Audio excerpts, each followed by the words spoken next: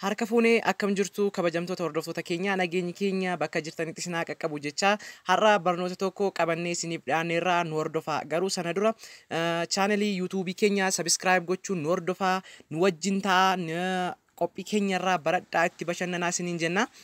Barnoonni keenya har'a akkamittiin telegiraamii keenya paaswordiitiin jechuun eenyuyyuu fakkeenyaaf bilbila keenya chaarjiiras goonee namatti kennine yoo deemne akkamittiin akka nama sun telegiraamii keenya galee ilaallee fi icciitii keenya hin barreef akkamitti appilikeeshinii telegiraamii qofatti qulfii goonaa kan jedhu waliin ilaalla.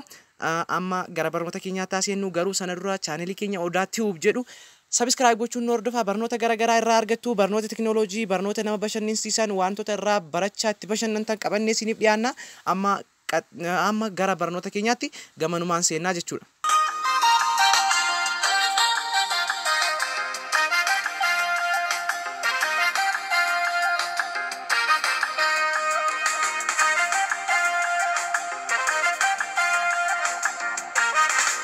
Hayyee hordoftoota keenya tartiiba armaan gadii hordofuun telegiraamii keenya paaswordiitiin eenyuyyuu akka seenee nu jalaa icciitii keenya ilaalleef hidhachuu dandeenya. Adeemsa armaan gadii hordofnaa jechuudha. Jalqaba bakka appilikeeshinii telegiraamii deemnaa, telegiraamii keenya seenaa jechuudha. Telegiraamii keenya haala kanaan erga bannee booda asii seeting yookiin immoo tuqaa sadii ishii kana tuqnaa jechuudha. Sana booda gara kana erga dhufnee booda seeting ishee jettu keessa erga seennee asitti privacy and security ishee jettu kana tuqnaa jechuudha. Sana booda password lock kan jettu jirti ishee arganna. Ishee tuqnaa passcode lock ishee jettu kana oonii goonaa jechuudha. Amma fakkeenyaaf kunoo amma passwordii kamiin akka hidhachuu dandeenyu nu gaafatee jira jechuudha.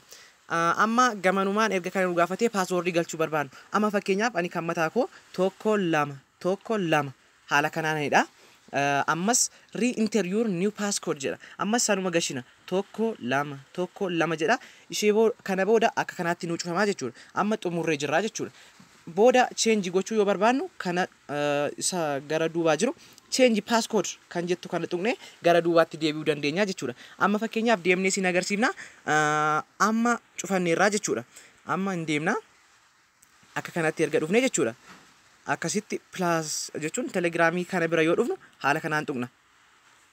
Kanaafuu amma saffisaan waan hin cufneef deemnee sirreeffachuu dandeenya jechuudha.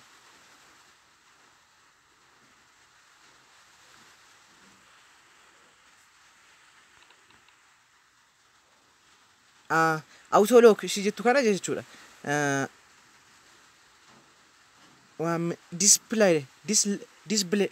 Disabled ishee jettu kana irratti irra keenye danjennaan jechuudha. Sana booda mee hin baanaa haala kanaan appilikeeshinicha telegiraamii bira dhufna.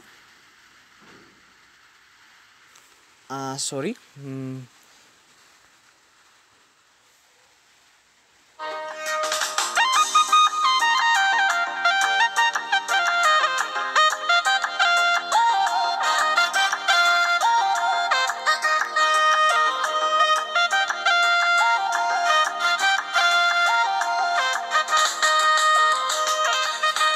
Amma kunoo in 1 minute jedha. Daqiiqaa tokko booda cufaa jechuudha. Daqiiqaa tokko eegna. Danjennaani amma sa'aatiin 9 fi daqiiqaa 41 jedha. Amma daqiiqaa 42 maal ta'utti eegnaa jechuudha baanee. Sana booda in cufataa jechuudha.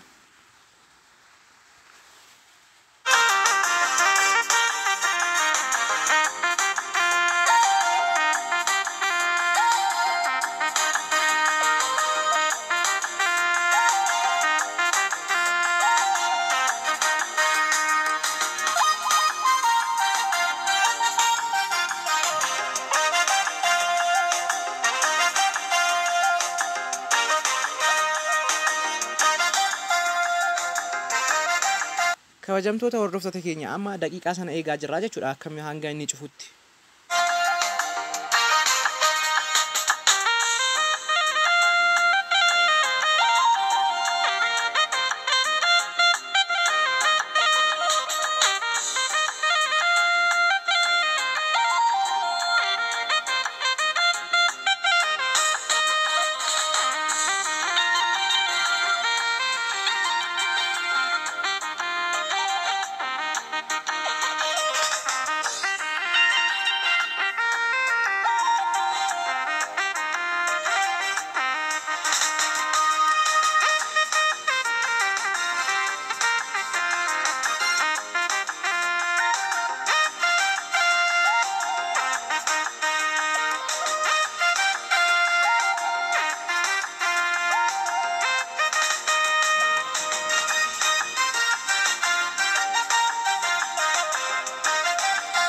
Tole amma sa'aatiin 9 fi daqiiqaa 43 ta'ee jira.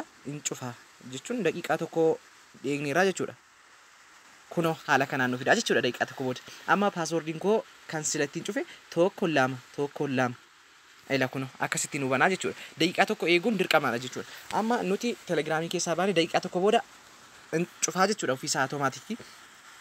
Kana kabajamtoota hordoftoota keenya waan nu hordoftaniif galatoomaa isiniin jecha yeroo biraa barnoota kanaa wal fakkaatan qabannee isiniif dhiyaanna maarree isinis chaanelii keenya Odaa Tube subscribe gochuun like gochuun nu jajjabeessaa nu wajjin ta'a.